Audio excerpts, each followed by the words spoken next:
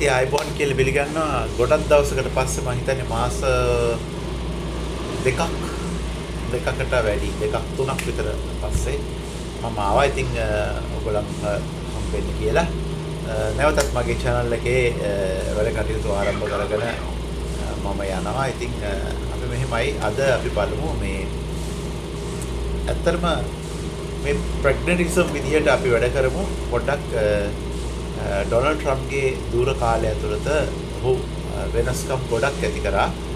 එකක් තමයි ඒලියන්ස්ලාගේ පනත. කියන්නේ ඔහු එක්සත් ජනපදයට ඇතුල් වෙලා සිටින අනවසර සංක්‍රමණයකින් ඔහු ඉවත් කරන්න කටයුතු කරමින් සිටියා සහ කටයුතු කරමින් ඉන්නවා. බොහොම දැඩි ප්‍රතිපත්තියක් ඔහු අනුගමනය කරන්න. ඉතින් ඔහුගේ රටට ඔහු ආදරේ ඒක ගැන කියන්න දෙයක් නැහැ. ඒකට අපි ඇත්තටම සන්තෝෂ වෙන්න ඕනේ. මොකද ලෝකේ තමන්ගේ රටට ආදරය කරන පාලකයෝ අද ගොඩක් අඩු නිසා. ශ්‍රී ලංකාවත් ඇතුළුව අපේ රටටත් උනේ ඒකයි. ඉතින් ඒක එහෙම වෙන ගමන් එක්තරා අධිකරණයක් විසින් ඔහුගේ මේකට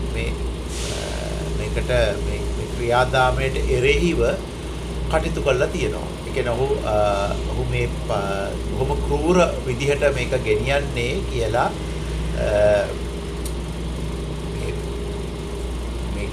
මේක ඔහු කරන ක්‍රියාදාමය එහෙම නැත්නම් ඔහු ගන්න පියවර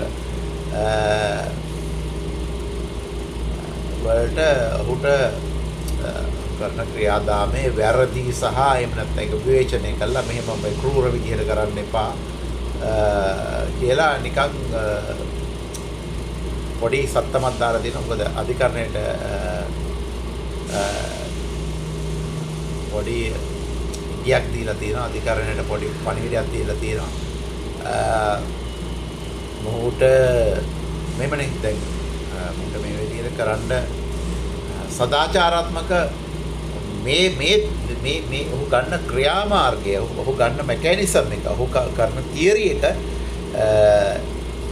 ඒලියන්ස්ලා පිටුවහල් කිරීමේ යුද අධිකරණයක් වගේ දුන්න තීරණයක් මත පදනම් කරගෙන ඒක ඒ තීරණය මත ඉඳගෙන ඔහු කරනවා ඒ තීරණය වැරදි කියලා 1800 ගණන් වල දුන්න නඩුවක කොන්ස්ටිටියුෂන් එකේ තියෙන නඩුවක තීන්දුවක මත පදනම් වෙච්ච ක්‍රියාමාර්ගයේ ඒ තීන්දුව මත ඉඳගෙන ඒ බලය පාවිච්චි කරනවා. ඒක කරන්න බෑ කියලා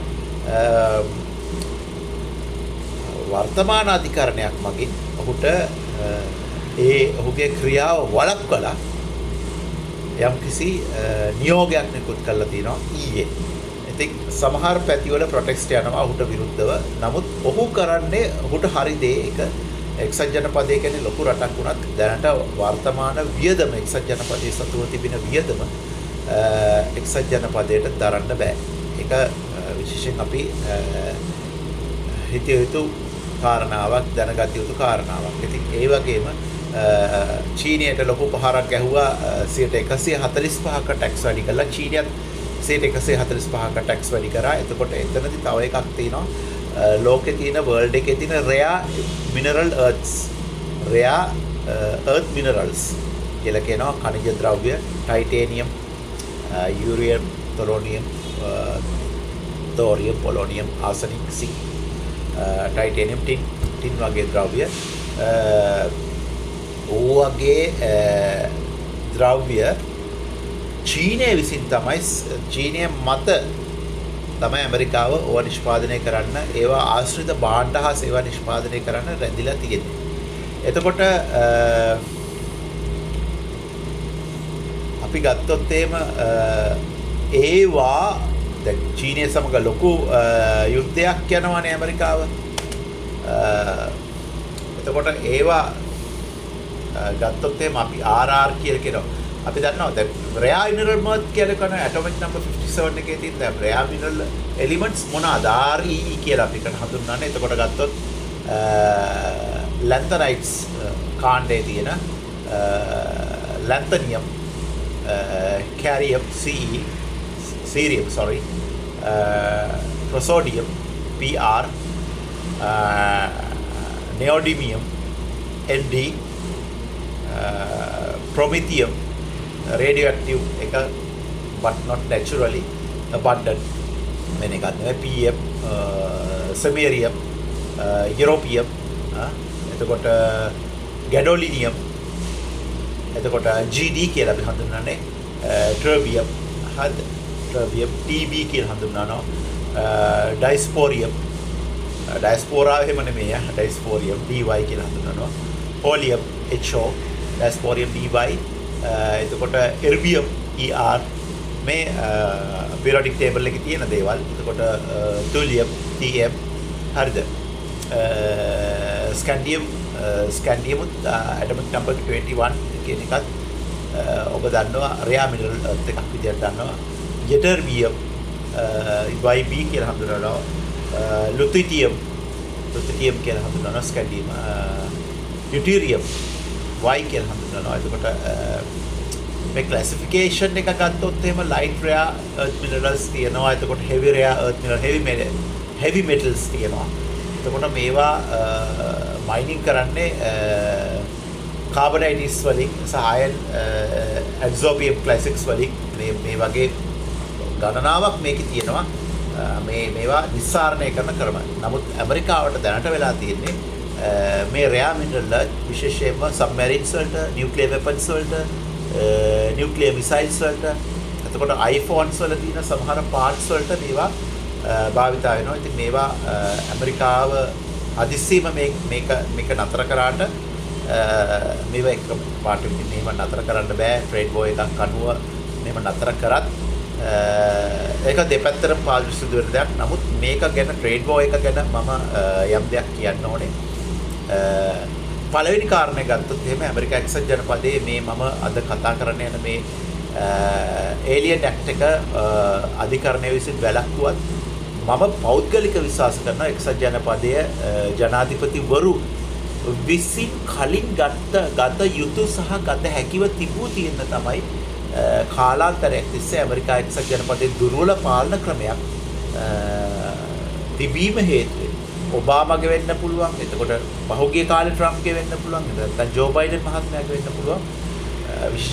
ජෝර්ජ් W බුෂ්ගෙන් පස්සේ ආපු පාලකයෝ එක්සත් ජනපදයට වාසි සහගත වන විදිහට ක්‍රියා කරාද කියන එක ගැන අපිට නැවතත් සිතා බැලිය යුතු වෙනවා. මොකද එක්සත් ජනපදයේ උන්ගේ ශ්‍රී විභූතිය අත්විඳ මිසක් එක්සත් ජනපදයේ අනාගතයට පත් වෙන ඉරණම ජාතිකවාදී ප්‍රතිපත්තියක් තුළ ඉඳගෙන ඔවුන්ට අත්ේ විය හැකි ඉරණම ගැන මේ feasibility studies වලින් එතකොට නැත්නම් think tank වගේ ව්‍යාපෘති තුලින් පසුවට ආපු ජනාධිපතිවරු මම මේ කිව්ව ජනාධිපතිවරු කියන්නේ 2008 සිට 2007 සිට හිටපු ජනාධිපතිවරු සැලකුවේ නැහැ කියලා සමහර ක්‍රිටික්ස්ලා කියනවා.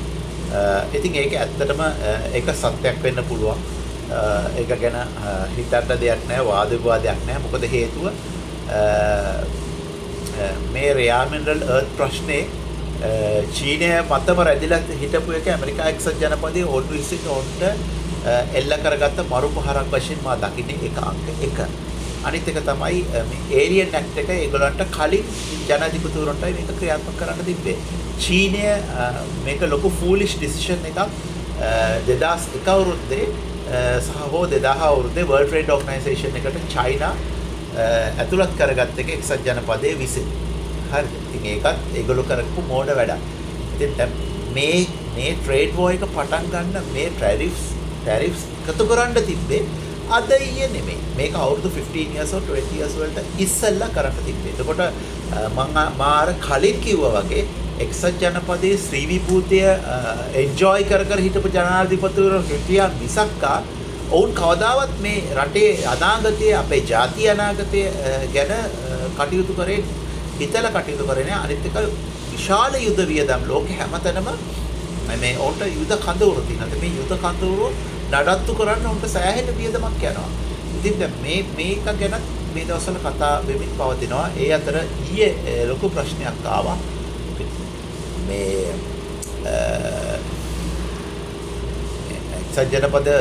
එක්සත් ජනපදයේ සිටින දැනට සිටින හෙක්සන්ගේ පුද්ගලික සිග්නල් චැටින් එකකින් පූතිවරුන්ට එහිර හමුදා හමුදා මෙහෙයුම් සැලසුම් හෙළිදරව් කිරීම පිළිබඳව ඔහුට චෝදනාවක් එල්ලලා තිනවා.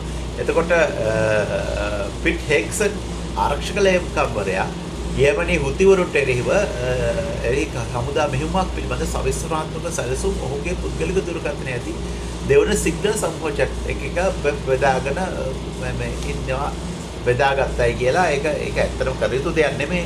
බරාතිගත CNN වාර්තා කරනවා. ඒකත් මෙතන ලොකු කලබගෑනියකට හේතු වෙන කාරණයක්. ඉතින් මේ කාරණාත් එක්ක තමයි අපිට මේ අද ලෝකයේ යන්න වෙලා තියෙන්නේ. නමුත් රටවල් මම හිතන්නේ 50 ගානකට නැත්නම් 60 ගානකට එරෙහිව ජනාධිපතිතුමා ඇමරිකන් ජනාධිපතිතුමා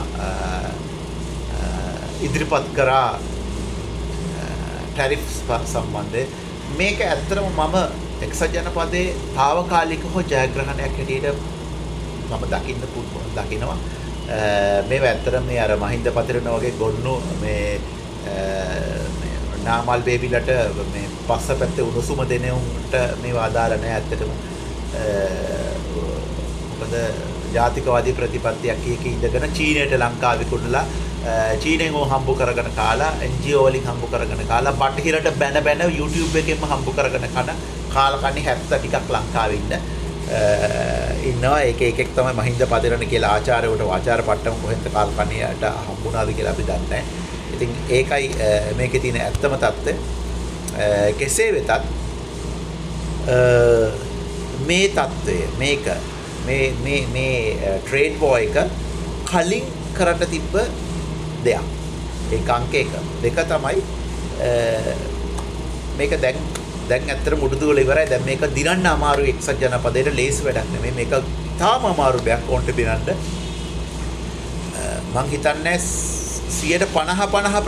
හෝ 25% වගේ ප්‍රතිශතයක් තමයි ඇමරිකා එක්සත් ජනපදයේ පැත්තට මේක දිනන්න උන්ට හැකියාව තියෙනවා කියලා මා පුද්ගලික විශ්වාස කරන්නේ. නමුත් අපි බලමු ඉදිරියේදී මොන වගේ තත්ත්වයක් උදා වෙයිද කියලා. මම ඉතින් අද තවත් වීඩියෝ එකක් ප්‍රැග්මැටිසම් ගැන කරන්න බලාපොරොත්තු වෙන සවිස්තරාත්මක ඉංග්‍රීසි වීඩියෝ එකක් නේද. එහෙනම් ඔබ රැඳිලා සිටින්න අයිබෝන් කියලා ප්‍රාර්ථනා කරනවා. ඔබ හැමෝටම ජය වේවා, සුබ සතියක් වේවා කියලා ප්‍රාර්ථනා කරනවා. එහෙනම් ගිහින් එන්නම්. ආයෙ නැවතත් හම්බවීම පිළිබඳව සතුටුයි. ජය වේවා. උත්සන්නයි.